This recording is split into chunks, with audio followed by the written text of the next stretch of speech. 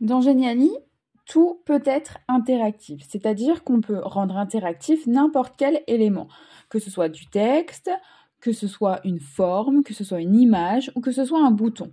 On a donc vu comment les boutons fonctionnaient. Maintenant, je vais vous montrer comment rendre interactif n'importe quel élément. En réalité, ça marche pareil que pour les boutons. Par exemple, si je veux que mon texte, essentiel présentation, devienne interactif, je le sélectionne, donc il est entouré en pointillé, et j'ai le même petit bouton, ajouter de l'interactivité.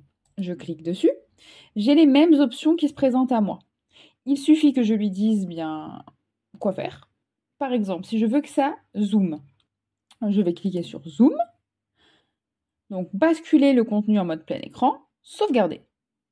Et là, ce qui va se passer, c'est que lorsque je vais prévisualiser, ou en tout cas lorsque je le présenterai à la fin, si je clique, donc j'ai la petite loupe qui apparaît, parce que si je clique, Essentiel présentation se met en grand.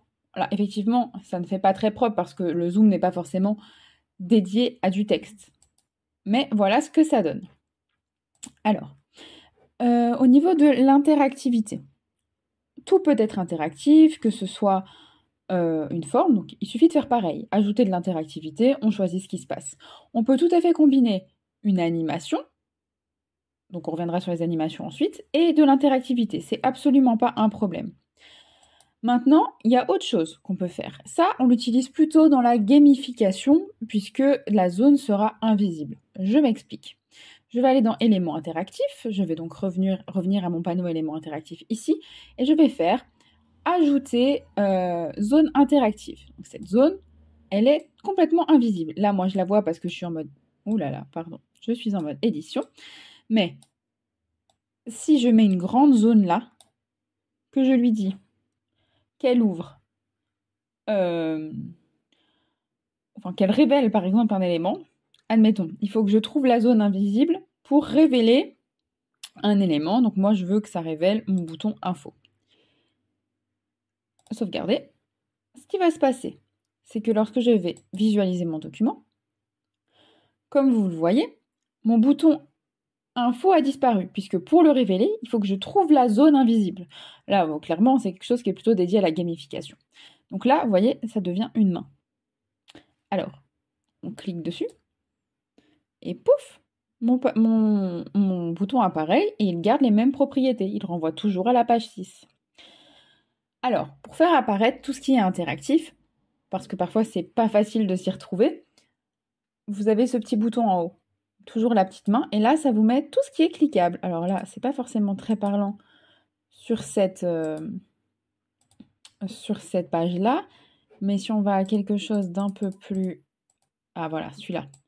Cette page a énormément d'interactivité. Si je clique là, tout ce qui est cliquable se transforme, clignote avec la petite main. Évidemment, cette petite main, il ne faut pas la mettre si vous faites un jeu. Si vous faites un jeu où ils doivent trouver ou cliquer, il faut surtout l'enlever. Mais je vous montrerai comment l'enlever un petit peu plus tard. Donc, ça, ce sont tous les éléments interactifs. Vous pouvez absolument tout rendre interactif. On va supprimer ça. Dans votre Geniali, absolument chaque chose peut être interactive, ce n'est pas un problème du moment que vous faites le paramétrage correctement, parce que le risque quand on met trop d'interactivité, c'est de s'y perdre et de se retrouver avec des choses qui ne vont plus au bon endroit. Donc moi, ce que je vous conseille quand vous réglez l'interactivité, c'est vraiment de le faire à la suite, de ne pas se dire bon, je mets mon bouton là et puis je reviendrai plus tard faire le paramétrage. Non, vous le mettez et vous dites où vous voulez aller.